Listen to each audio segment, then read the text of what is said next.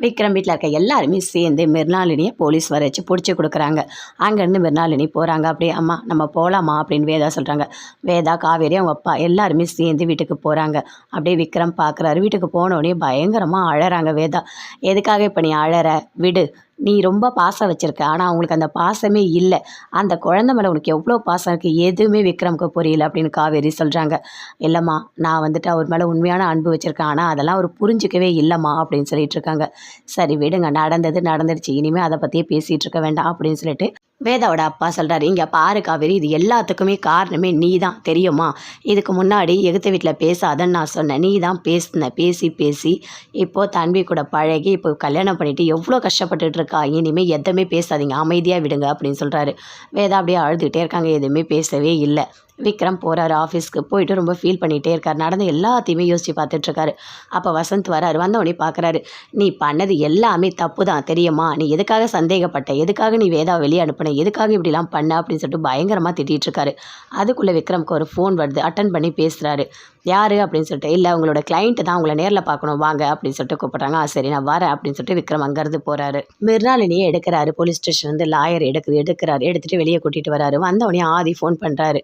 என்ன, எப்படி இருக்கா, நல்லா இருக்கேன், எடுத்துட்டாரா வெளியே அப்படின்னு சொல்லிட்டு கேட்குறாரா. என்ன எடுத்துட்டாங்க அப்படின்னு சொல்லிட்டு மிருணாளினி சொல்கிறாங்க. இங்கே பாரு, நீ பண்ணது எல்லாமே கரெக்டு தான் அப்படின்னு சொல்கிறாரு. என்ன கரெக்டு? குழந்தைக்கு தன்விக்கு ஏதாவது ஆயிருந்தா என்ன பண்ணுறது அப்படின்னு சொல்லிட்டு மிருணாளினி சொல்கிறாங்க. போனால் போகட்டும், என்ன ஆதி, நீ பேசுறது எதுவுமே சரியா இல்லை. என் குழந்தை தன்வி, சரியா? நீ இப்படிலாம் பேசவே பேசாத. நான் இனிமேல் நீ என்ன சொன்னாலும் நான் கேட்கவே மாட்டேன் அப்படின்னு மிருணாளினி சொல்கிறாங்க. ஏன் இப்படி பேசுகிற? ஆமாம் அப்படி தான் பேசுவேன், போடா.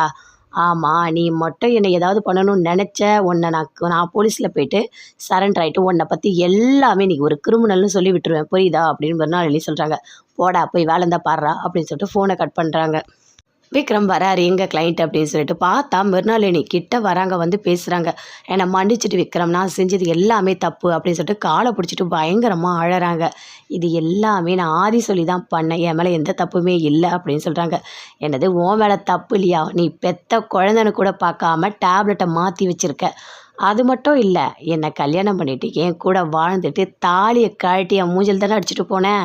உனக்கெல்லாம் மன்னிப்பே கிடையாது அப்படின்னு சொல்கிறாரு. என்னை மன்னிச்சிடு விக்ரம், தயவு செய்து என்னை மன்னிச்சிடு, என்னை உன் வீட்டுக்கு கூட்டிகிட்டு போ விக்ரம் அப்படின்னு மிருணாளினி சொல்கிறாங்க. என்னது என் வீட்டுக்கு ஒன்னையா?